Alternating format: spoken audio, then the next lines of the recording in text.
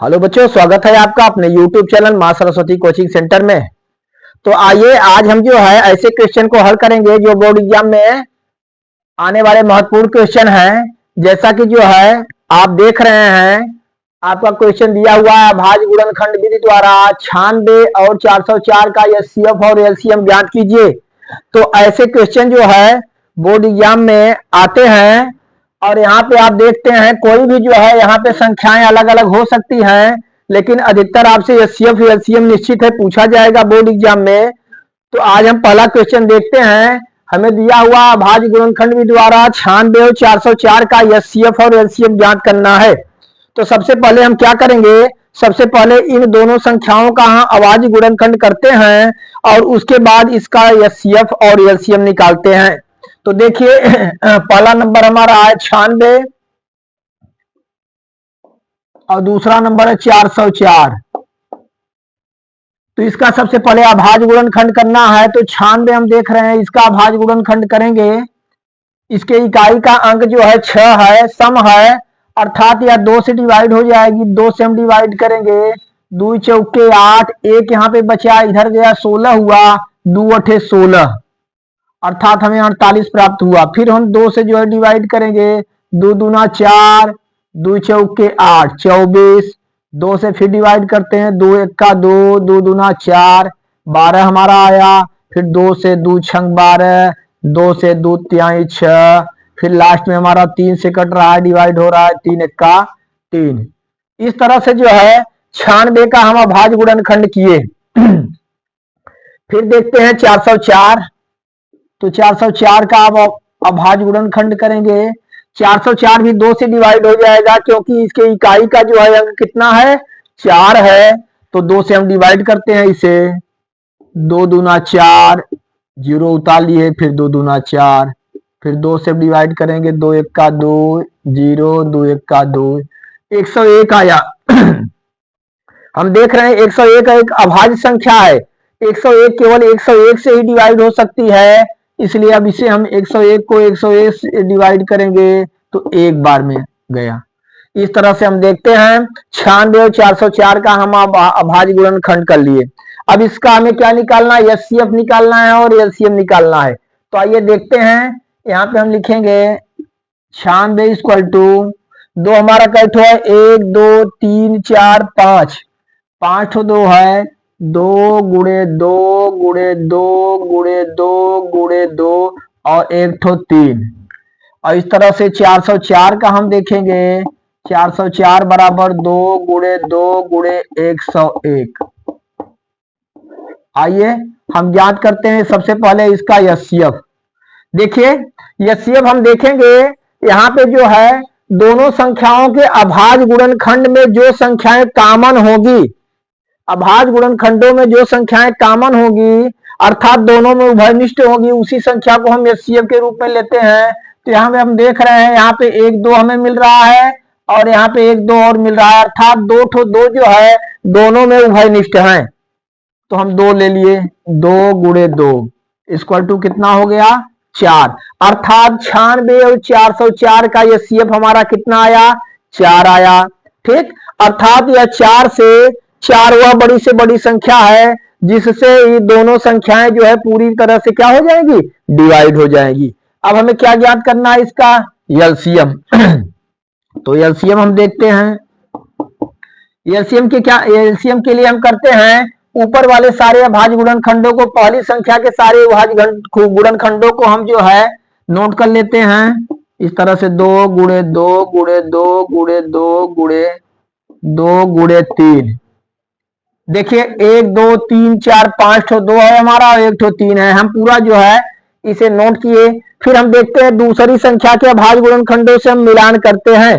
यहाँ पे देखते हैं, यहाँ पे 2 ठो 2 है और यहाँ पे हमारे पास 5 2 है, अर्थात 2 की संख्या हमारे पास पर्याप्त है, उससे अधिक है, इसलिए 2 से हमें कोई मतलब नहीं है। अब अगला गुणनखंड इसका देखते हैं हम, यहाँ है 101, हमारे पास 101 नहीं है, तो यहाँ पे हम 101 को भी उतार लेते हैं। एलसीएम में क्या किया जाएगा, हम पहली संख्या के भाज्य गुणनखंडों को जो है टोटल नोट कर लेते हैं, उसके बाद जो भी दूसरी संख्या उससे मिलान करते हैं। अगर इसमें अभाज्य गुणनखंड जो है, जो भी संख्या है वो हमारे पास नहीं है तो उसे हम ले लेते हैं, और अगर है तो हमें लेने की आवश्यकता नहीं। 101 नहीं था, 101 ले लिया। अब इसका टोटल मल्टीप्लाई करेंगे, आपका इसका एलसीएम निकल के आ जाएगा। 2 2 दूना 4 दूना 8 दूना 16 दूना 32, 32 तिहाई कितना हुआ, 32 तिहा 96, और 96 का 101 में हम गुणा कर देते हैं। 101 में आप 96 का गुणा करेंगे, 6 1 का 6, 6 0 0, 6 1 का 6, फिर 9 1 का 9, 9 0 0, 9 1 का 9, इस तरह से 6 9 6 9। तो आप देखते हैं 9696, तो इसका एलसीएम कितना आया, 9696।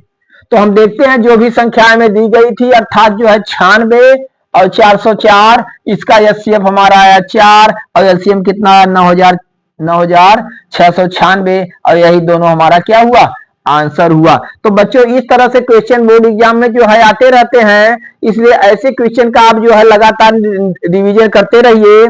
संख्याएं आपको बदल के दे सकती हैं, लेकिन मेथड आपका यही रहेगा, सेम इसी मेथड से। यदि यह कह रहा है अभाज्य गुणनखंड विधि द्वारा जो है इसका एचसीएफ या एचसीएम ज्ञात कीजिए, तो यही इसका मेथड है। इसी मेथड से चाहे जो भी संख्याएं दी जाए उसका आप जो है फैक्टर करेंगे, अर्थात अभाज्य गुणनखंड करेंगे, और करके उसका जो है एचसीएफ में हम क्या करते हैं, जो दोनों में उभयनिष्ठ हो, अर्थात दोनों में कॉमन हो, 2 या 2 से अधिक संख्याएं हो, यदि जो है कई संख्याएं दी गई हैं तो उन सारी संख्याओं में जो भी अभाज्य गुणनखंड वाली संख्याएं जो भी दोनों उभयनिष्ठ हो या तीनों में, उसे हम नोट करते हैं। हमारा एचसीएफ हुआ, और एचसीएम के लिए जो है पहले का अभाज्य गुणनखंड नोट करते हैं, फिर अगली संख्याओं से मिलान हम करते हैं। अगर उस संख्याएं उससे जो है हमारे पास यहाँ नीचे कम है तो और संख्या को हम उतार लेते हैं, या नहीं है तो उसे भी हम ले लेते हैं। जिस तरह से हम देखते हैं यहाँ पे 5 ठो हम 2 लिखे, 1 ठो 3, फिर यहाँ मिलान कराते हैं तो 2 ठो 2 है,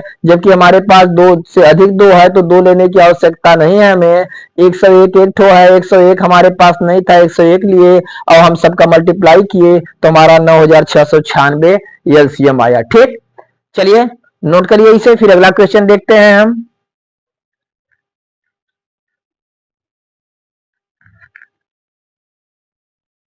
आइए देखते हैं, जैसे अगला क्वेश्चन हमारा है 5005 का अभाज्य गुणनखंड कीजिए। ऐसे आपको कई संख्याएं दे दी जाएंगी और उसका अभाज्य गुणनखंड पूछेगा। तो हम देख रहे हैं हमारी संख्या है 5005, और इसका हमें जो है अभाज्य गुणनखंड करना है। तो हम देखते हैं कि 5005 की इकाई का अंक 5 है, तो इकाई का अंक 5 है तो यह संख्या 2 से डिवाइड नहीं हो पाएगी, तो 2 से डिवाइड नहीं होगी। फिर देखते हैं 3 से, और 3 से विभाज्यता की जांच में है, जैसा कि आप जानते हैं कि यदि जो है दी हुई संख्याओं का योग जो है, सभी ऐसे अंकों का योग जो है 3 से डिवाइड हो जाएगा तो वह संख्या 3 से डिवाइड हो जाएगी। तो 5005 इसका योग हम निकालते हैं तो हमारा योग आया 10, और 10 3 से डिवाइड नहीं होगा यह संख्या, इसलिए यह संख्या 3 से डिवाइड नहीं होगी। तो देखिए ये संख्या 5 से डिवाइड होगी, तो सबसे पहले हम देखते हैं 5 से, तो हम लिखेंगे 5 1 का 5, फिर जो है 0 आया, 0 उतार दिए, फिर 0 आया, 0 उतार दिए, फिर 5 1 का 5। इस तरह से कितना आया हमारा 1001, कितना आ गया 1001। अब 1001 देखते हैं हम, 7 से डिवाइड होगा, 5 से डिवाइड नहीं होगा, 7 से डिवाइड हम करते हैं, 7 1 का 7, एक बार में 3 बचा, 3 बचा, यहाँ पे 0 आया, 30 हुआ, तो 7 6 का 28, 7 6 का 28, 2 बचा, 7 3 21। ठीक, इस तरह से देखते हैं हमारा कितना आ गया 143।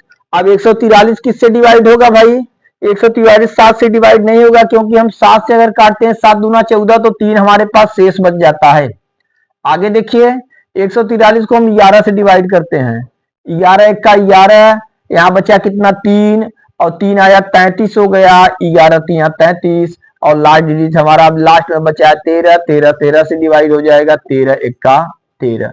इस तरह से 5005 का अभाज्य गुणनखंड हम लिखते हैं 5 गुणे 7 गुणे 11 गुणे 13। ठीक, तो ऐसे क्वेश्चन आपको जो है दिए जाएंगे और उसका अभाज्य गुणनखंड करना होगा। जैसे देखिए पूछ सकता है आपसे कि 140 का अभाज्य गुणनखंड करिए।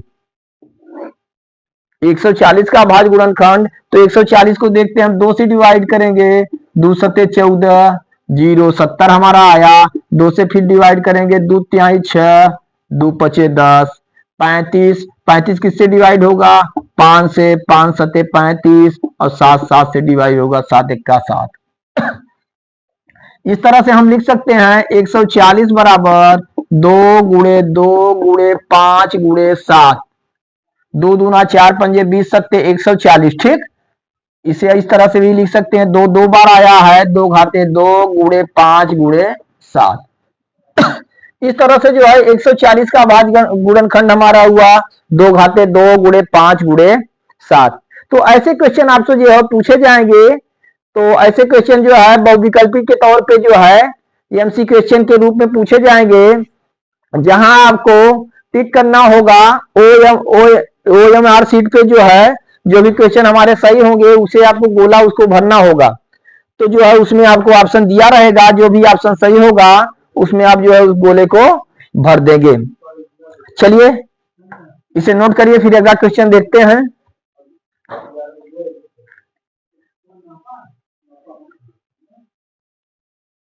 आइए देखते हैं अगला क्वेश्चन। क्वेश्चन तीसरा हमारा है, एचसीएफ 306 657 बराबर 9 दिया है। एलसीएम 306 657 ज्ञात कीजिए। दो संख्या हमें दी गई है 306 और 657।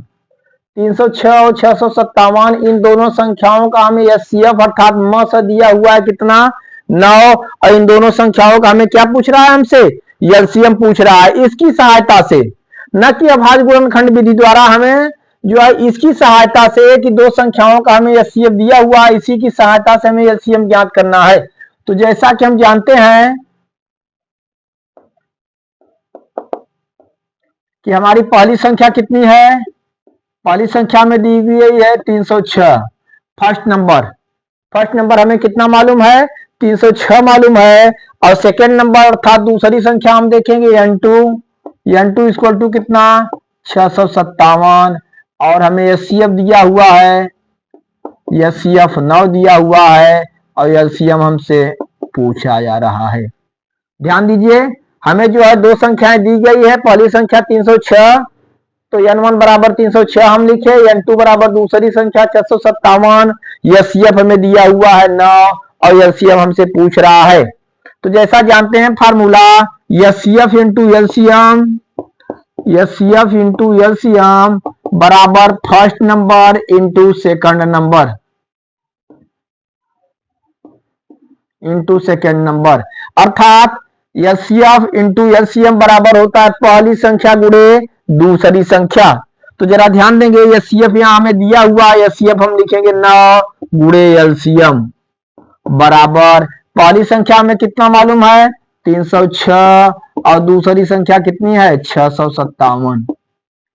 तो एलसीएम हमें निकालना है, हम लिखेंगे 306 गुणे 657 बटे 9। ठीक, और 9 से आप जो है किसी को, इसमें 306 भी डिवाइड हो जाएगा 9 से, और 9 से 657 भी डिवाइड हो जाएगा। किसी को काट करके आप इसका मल्टीप्लाई करके एलसीएम ज्ञात कर सकते हैं। तो 9 को हम काट रहे हैं, 9 से 9 सत्ते 63, बचा कितना 2, 9 त्रिक 27। अर्थात एलसीएम हमारा कितना निकल के आया 306 गुणे 73। 306 में 73 का गुणा करते हैं हम, 3 छक 18 की 88 लगा 1, 3 शून्य 0 1, 3 त्रिक का 9, फिर 7 का करेंगे, 7 छक 42 की 2 4, 7 शून्य 0 4, 7 त्रिक 21, 8 2 1 3, 9 4 13 की 3 हासिल लगा 1 और 1 1 2, फिर यहाँ 2, कितना आ गया 22,368। कितना आया 22,000, अरे सॉरी 22,338। तो इस तरह से हम देखते हैं कि इसका एलसीएम हमारा कितना आया 22,338। तो ऐसे क्वेश्चन आपसे पूछे जाएंगे, आपको दो संख्याएं दी रहेंगी, या तो एचसीएफ दिया होगा या एलसीएम दिया होगा। अगर एचसीएफ दिया है तो एलसीएम पूछेगा आपसे, एलसीएम दिया है तो एचसीएफ भी पूछेगा। तो इस तरह से जो है आप इस फार्मूले का प्रयोग करके एचसीएफ गुणे एचसीएम बराबर पहली संख्या गुणे दूसरी संख्या, इस फार्मूले का यूज करके आप जो है इसे बहुत ही आसान तरीके से जो है निकाल सकते हैं। चलिए नोट करिए इसे भी।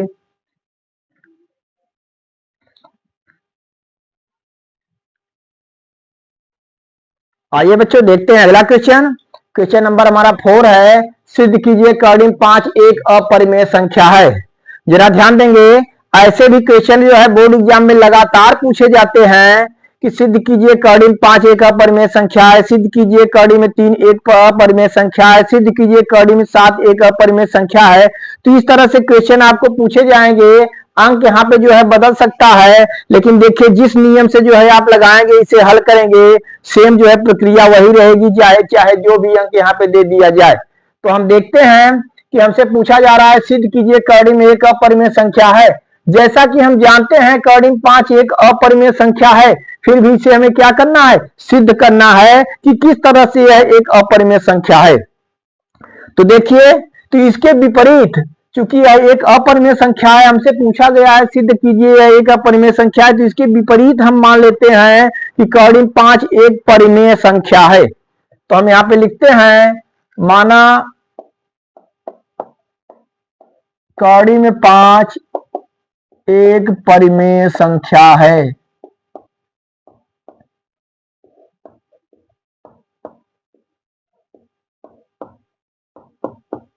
हम मान लिए कर्डिन 5 कैसी संख्या है, एक परिमेय संख्या है। यदि जो है परिमेय संख्या है तो इसे a बटा बी या p बटा क्यू के रूप में इस तरह से हम लिख सकते हैं। तो हम क्या लिखेंगे,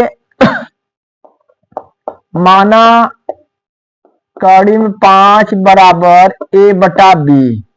क्या मान लिए हम, a बटा बी, क्योंकि a बटा बी के रूप में व्यक्त की जाने वाली संख्याएं या p बटे क्यू के रूप में व्यक्त की जाने वाली संख्याएं जो है क्या कहते हैं, उसे हम परिमेय संख्या कहते हैं। तो यहां जो है कर्डिन 5 बराबर a बटा बी हम मान लिए, और जहां हम लिखेंगे a तथा b दोनों पूर्णांक हैं, ए बी क्या है, पूर्णांक है, ठीक ना। और क्या भाई, और ए तथा बी सहभाज्य है, पूर्णांक है, तथा हम लिखेंगे तथा ए और बी दोनों सहअभाज्य हैं।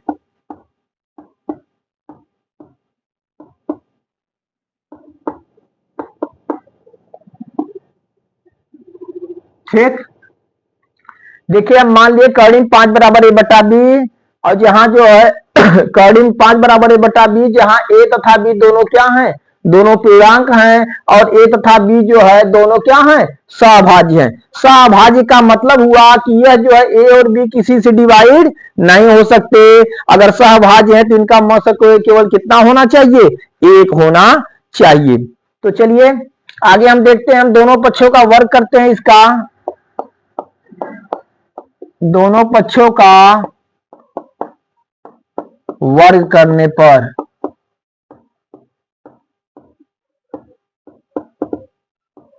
वर्ग करते हैं, यहां पे कर्डिन 5 है, कर्डिन 5 का वर्ग बराबर a बटा बी का वर्ग। ठीक, अब कर्डिन 5 का वर्ग करते हैं हम, तो कर्डिन 5 का वर्ग करेंगे तो कर्डिन 5 गुणे कर्डिन 5 अर्थात कर्डिन में 25 हमारा हुआ, और कर्डिन 25 25 का वर्गमूल कितना हो गया, 5 हो गया। तो इस तरह से कर्डिन 5 का वर्ग हम लिखेंगे 5 बराबर, यहां पे देखिए ऊपर a है तो a स्क्वायर बटे बी स्क्वायर। फिर हम देखते हैं इसका तिर्यक गुणा कर देंगे तो a स्क्वायर बराबर क्या हो जाता है, 5b स्क्वायर। ए स्क्वायर बराबर 5b स्क्वायर, यहां पे हम देख रहे हैं ए स्क्वायर बी स्क्वायर से क्या है, ए स्क्वायर बी स्क्वायर से विभाज्य है। ठीक, तो हम लिखेंगे ए स्क्वायर, अरे ए स्क्वायर 5 से विभाज्य है, किससे विभाज्य है, 5 से विभाज्य, हम लिखेंगे ए स्क्वायर 5 से विभाज्य है।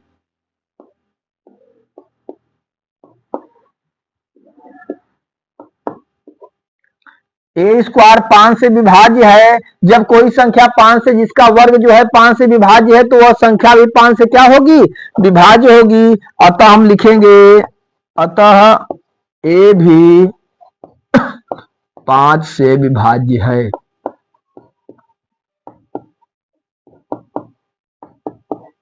ठीक, यहाँ पे हम देखें ए स्क्वायर बराबर जो है ए स्क्वायर बराबर 5 बी स्क्वायर, इसे समीकरण नंबर 1 हम ले लेते हैं और हम देखते हैं ए स्क्वायर किससे विभाज्य है, 5 से डिवाइड हो रहा है। किससे डिवाइड हो रहा है, 5 से डिवाइड हो रहा है। तो ए भी किससे डिवाइड होगा, 5 से डिवाइड होगा। अच्छा, कितनी बार में, हम मान लिए ए बराबर 5c, तो हम लिखते हैं माना ए बराबर 5c कितनी बार डिवाइड है, ध्यान दीजिए 5 से विभाज्य है तो 5 से कितनी बार डिवाइड है, c बार डिवाइड है। तो ठीक, तो a बराबर हम क्या मान लिए, 5c। अब हम लिखेंगे a का मान समीकरण 1 में रखने पर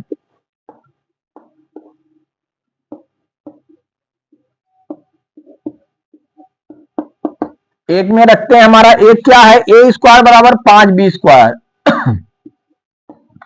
ए स्क्वायर बराबर 5 बी स्क्वायर, यहाँ पे ए की जगह क्या रखना है आपको, 5c। तो एक की जगह हम लिख देते हैं 5c का स्क्वायर बराबर 5 बी स्क्वायर।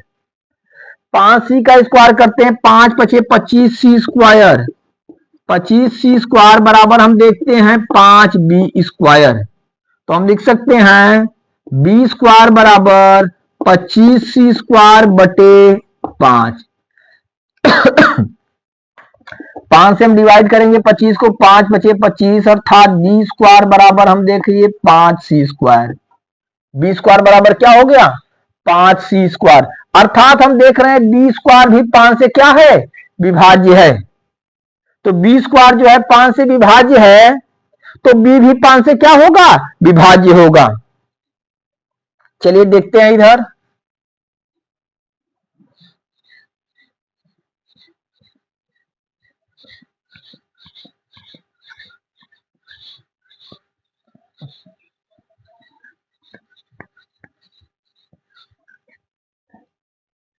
तो हम लिखेंगे बी स्क्वायर 5 से विभाज्य है,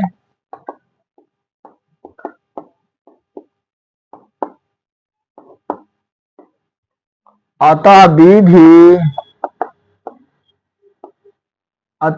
भी 5 से विभाज्य है।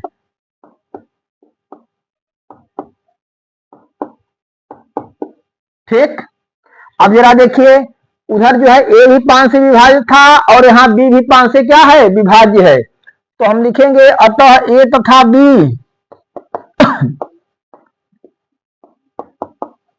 दोनों 5 से विभाज्य हैं।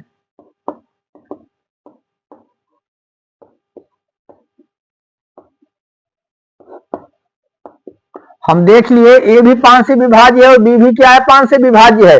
जबकि हम ऊपर मान लिए थे कि दोनों सहभाज्य हैं। क्या हैं, दोनों सहभाज्य हैं, अर्थात दोनों किसी से डिवाइड नहीं हो सकते। लेकिन यहाँ पे हम देख रहे हैं ए तथा बी दोनों किससे डिवाइड हो रहे हैं, 5 से डिवाइड हो रहे हैं। इसलिए हम लिखेंगे हमारा